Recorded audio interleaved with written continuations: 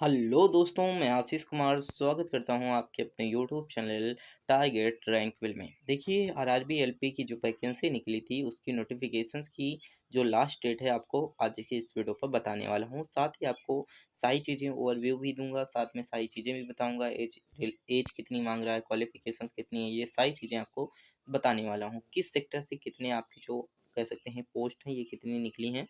देखिए, यहाँ पर बात करें तो नंबर ऑफ वैकेंसी आपकी 9,970 आपकी वैकेंसी।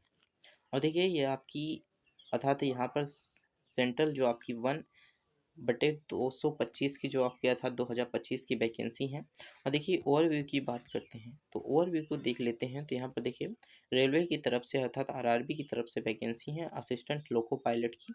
और देखिए यहाँ पर जो रजिस्ट्रेशन की स्टार्टिंग डेट थी 12 अप्रैल थी, लेकिन आपकी 11 मई से आपकी अप्लीकेशंस की स्टार्टिंग डेट खत्म हो जाएगी। अर्थात 11 मई से आप अप्लीकेशंस भरना बंद कर देंगे।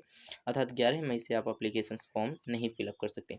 तो जिन्होंने अप्लीकेशंस फॉर्म फिलअप नहीं किया वो फॉर्म को फिलअप करें जल्दी से जल्दी, ताकि आप अच्छे तरीके से फॉर्म फिलअप करने के बाद तैयारी कर सकें। मेडिकल स्टैंडर्ड्स आपका होगा, सिलेक्शन प्रोसेस में आपका CBT 1 होगा, CBT 2 होगा, इसी के बाद CBAT होगा, इसके बाद डॉक्यूमेंट वेरिफिकेशन होगा। बहुत सारे लोगों की दिमाग में रहता है कि सैलरी कितनी रहने वाली है। तो देखिए सैलरी इनहेंस आपको मिलने वाली है 19,900 लगभग आपकी सैलरी मिलने वाली है। लेकिन ये मान के चलिए आपको 35,000 के ऊपर सैलरी मिलेगी। लेवल 2 के आधार पर है, यहाँ पर लेवल 2 के आधार पर है। एज रिलैक्सेशन की बात करें तो देखिए 18 से 30 एज रिलैक्सेशन है। एजुकेशन क्वालिफिकेशंस की बात करें तो मैट्रिक कैलकुलेशंस IIT या डिप्लोमा कोर्स होना चाहिए। इसके बाद जॉब लोकेशंस की बात करें तो क्रॉस इंडिया आप ऑफिशियल वेबसाइट पर जा सकते हैं। ऑफिशियल वेबसाइट में अगर आपको लिंक नहीं मिलते तो आप हमारे टेलीग्राम ग्रुप से जुड़ जाइए, जिसमें आपको ये लिंक प्रोवाइड कर दी जाएगी। वहाँ से जाकर के आप सीधे ऑफिशियल वेबसाइट पर जाकर के देख सकते हैं। तो देखिए हम बात करते हैं कि यहाँ पर इम्पोर्टेंट डेट्स क्या क्या हैं। देखिए इंपॉर्टेंट डेट्स की तो हमने बात पहले ही कर ली, क्योंकि यहाँ पर इंपॉर्टेंट डेट्स की बात करें तो यहाँ पर देखिए स्टार्टिंग डेट आपकी 12 अप्रैल थी, लेकिन अप्लीकेशंस नोटिफिकेशंस आपको 11 अप्रैल को देखने को मिला। लेकिन यहाँ पर हमने बात करने किसकी वजह से आए हैं, तो किसकी वजह से आए हैं, क्योंकि 11 मई में आपका लास्ट डेट रहने वाला है। तो लास्ट डेट तो 11 मई है, लेकिन पेमेंट की आपको जो लास्ट डेट देखने को मिलेगी वो 13 मई 2025 मिलेगी। और देखिए यहाँ पर आपका जो विंडो करेक्शंस के लिए आपका खुलेगा वो 14 से 23 मई के बीच आपका विंडो करेक्शंस के लिए खुलेगा। विदाउट पेमेंट आप मॉडिफिकेशंस फीस आप देख सकते हैं। इसके बाद देखिए RRB LP applications form modifications आपका होगा टू बी नोटिफाई, अभी नहीं बताया गया है। इसके बाद देखिए आरआरबी एलपी की वैकेंसी किस सेक्टर से कितनी निकली हैं, ये सारी चीज़ें आप देख सकते हैं। और देखिए इसका स्क्रीनशॉट ले सकते हैं। और साथ ही अगर आपको इसकी PDF चाहिए तो आपको टेलीग्राम ग्रुप से जुड़ना पड़ेगा। इसमें आपको इसकी PDF दे दी जाएगी, वहाँ से जाकर के आप देख सकते हैं। तो आप इसका स्क्रीनशॉट भी ले लीजिए। और इसी के साथ आइए बढ़ते हैं तो आगे की तरफ देखते हैं। आप इसका स्क्रीनशॉट पहले ले लीजिए। अब देखिए एलिजिबिलिटी क्राइटेरिया की बात करें। एलिजिबिलिटी क्राइटेरिया में आपका जो क्वालिफिकेशंस होता है, एज लिमिट होता है, इसका बड़ा आपको देखने को मिलता है कि क्वालिफिकेशंस क्या रहने वाली है। देखिए क्वालिफिकेशंस की बात करें तो असिस्टेंट लोको पायलट की क्वालिफिकेशंस आपकी रहने वाली है IIT होना चाहिए। किसी भी आप सेक्टर से हो सकते हैं, किसी भी अर्थात मैट आप यहाँ पर कोल्ड विंटर इलेक्ट्रॉनिक फिल्टर, इसके बाद heat engine instrument machinist machines diesel, यहाँ पर किसी भी सेक्टर से आप यहाँ पर IIT करे हुए हो सकते हैं। इसी के साथ देखिए यहाँ पर 3 इयर्स का आपका डिप्लोमा होना चाहिए mechanical electrical electronics automobile engineer से। इसी के साथ देखिए मैट्रिक कैलकुलेशंस की बात करें, ये सारी चीज़ें आपको देखने को मिलेंगी। Communications of various stream of the these engineering this applies for the recognised institute of IIT। अगर कोई ITI वाला है तो वो भी आपको यहाँ पर देखने को मिल सकता है। अब देखिए यहाँ पर एज लिमिट की बात करें तो एज लिमिट बहुत सारे लोगों के सवाल रहते हैं। एज लिमिट तो यहाँ पर देखिए एज रिलैक्सेशन से भी देखने को मिलता है, लेकिन आपकी एज लिमिट की बात करते हैं तो 18 से 30 आपकी एज लिमिट होनी चाहिए। और देखिए OBC EWS के लिए आपकी 2/7 तो 1995 के अंदर ही आपकी एज लिमिट होनी चाहिए। और OBC के लिए यहाँ पर 2/7 1000 अर्थात 1992 होनी चाहिए। SC ST के लिए 2/7 1990 होनी चाहिए। ऑल कैंडिडेट जो अप्लाई कर सकते हैं 1/7 2007 तक के ऑल कैंडिडेट अप्लाई कर सकते हैं। अब देखिए एज रिलैक्सेशंस आपको देखने को मिलता है, इसमें एज रिलैक्सेशंस आपको देखने को मिलता है, आपके क्राइटेरिया के हिसाब से आपको एज रिलैक्सेशंस देखने को मिलेगा। इसके साथ ही यहाँ पर देख सकते हैं, आप इसका स्क्रीनशॉट भी ले सकते हैं। और देखिए यहाँ पे physical and medical standards requirement क्या होने वाली है।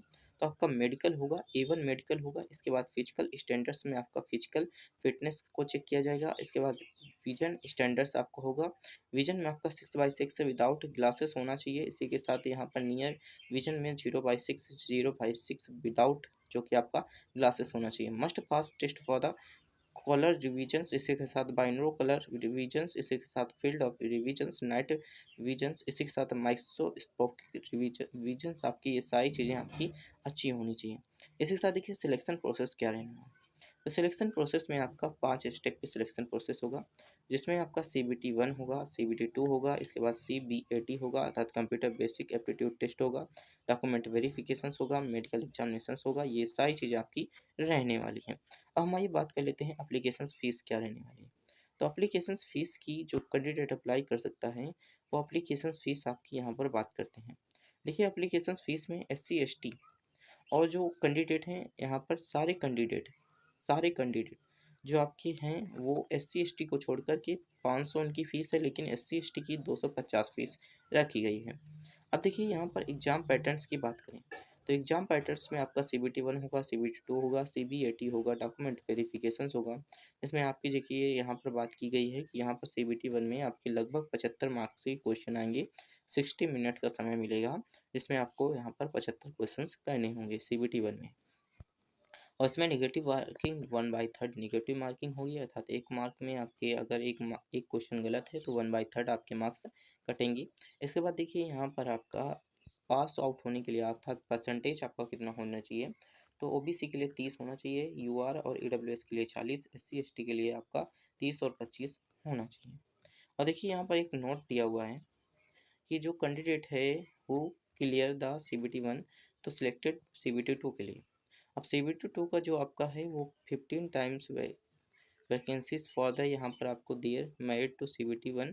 यहाँ पर देखिए आपको यहाँ पर सारी चीज़ें देखने को मिलेंगी। Marks not a counting for the preparing final list, अर्थात CBT 1 का जो मार्क्स हैं आपके नॉट काउंट होंगे CBT 2 के लिए।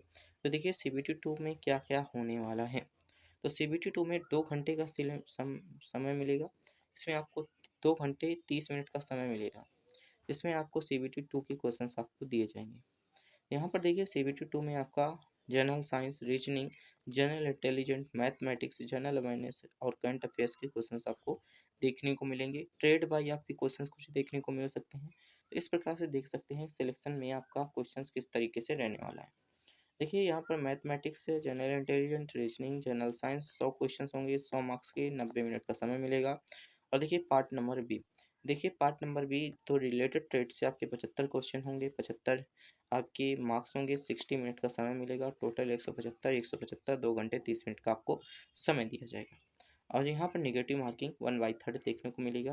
कंप्यूटर बेसिक टेस्ट आपका एप्टीट्यूड टेस्ट होगा, जिसमें कंप्यूटर बेसिक एप्टीट्यूड टेस्ट होगा, जो कि आपका CBT 1 CBT 2 क्लियर करने के बाद होगा। इसके बाद देखिए यहाँ पर सैलरी स्ट्रक्चर्स क्या रहने वाला है। तो सैलरी स्ट्रक्चर्स आपका 19,900 आपको जैसा कि पहले बताया गया, लेकिन आपको सैलरी मिलेगी लगभग 35,000 पर मंथ आपकी सैलरी पहुँच जाएगी। ये आपका यहाँ पर बताया गया है सैलरी स्ट्रक्चर्स। इसमें आपकी अलाउंस भी कुछ मिलेंगे, जिसमें how trade allowance, dearness allowance, running allowance, इसी का transport allowance, new pension scheme के जरिए 10% DQ, यहाँ पर 10% आपका कटेगा। इसके बाद एज लिमिट क्या रहने वाली है। एडमिट कार्ड आपका 10 दिन पहले आपको एडमिट कार्ड यहाँ पर दे दिया जाएगा। आपकी सिटी जो है वो लगभग आपकी सिटी, देखिए सिटी जो आपकी है वो 10 दिन पहले ही बता दी जाएगी, लेकिन जो आपका एडमिट कार्ड होगा वो 4 दिन पहले आपका एडमिट कार्ड यहाँ पर रिलीज हो जाएगा। अब देखिए आंसर की जो बात करें, तो आंसर की आपकी जो पिछले के हिसाब से आपको आंसर की देखने को मिलेगी, CBT 1 CBT 2 दोनों की आंसर की। और देखिए यहाँ पर जो रिजल्ट है आपका कब आएगा, तो देखिए रिजल्ट के बारे में अभी नहीं कुछ बताया जा सकता कि रिजल्ट कब आएगा, क्योंकि इस समय जो आपका एयरफोर्स का जो रिजल्ट है, अग्निवीर में एयरफोर्स का रिजल्ट है, ये भी डिले हो रहा है। तो बहुत सारे रिजल्ट आपके डिले हो रहे हैं। और देखिए यहाँ पर जो आपका कह सकते हैं कि यहाँ पर आपके आरआरबी ग्रुप डी की जो वैकेंसी थी वो भी रद्द हो गई। तो ये सारे बहुत सारे क्वेश्चंस हैं, इसकी अभी आपको यहाँ पर बताया नहीं गया कि आपको जो आरआरबी एलपी का रिज़ल्ट है वो कब आ जाएगा। तो लगभग आपके मान के चलिए कि लगभग 2-3 महीने के बाद आपका रिज़ल्ट आ जाता है। इसमें आपको 6-7 या 8 महीने में आपको सिलेक्शन करके सारी चीज़ें सिलेक्टेड हो जाती हैं और फाइनल रिज़ल्ट आपका आ जाता है। इस प्रकार से हमने सारी चीज़ें यहाँ पर कवर की। अगर कोई भी चीज़ छूट गई हो तो कमेंट बॉक्स में ज़रूर बताइए, उसको हम अलग से एक वीडियो पर कवर करेंगे। इसी के साथ देखिए चैनल पर नए हैं तो चैनल को सब्सक्राइब करके अपने दोस्तों के साथ शेयर ज़रूर करें और कमेंट बॉक्स में ज़रूर बताएँ कि वीडियो कैसी लगती हैं, ताकि आपको एक अच्छा से अच्छा कंटेंट देने की कोशिश कर सकें। Thanks for watching this video.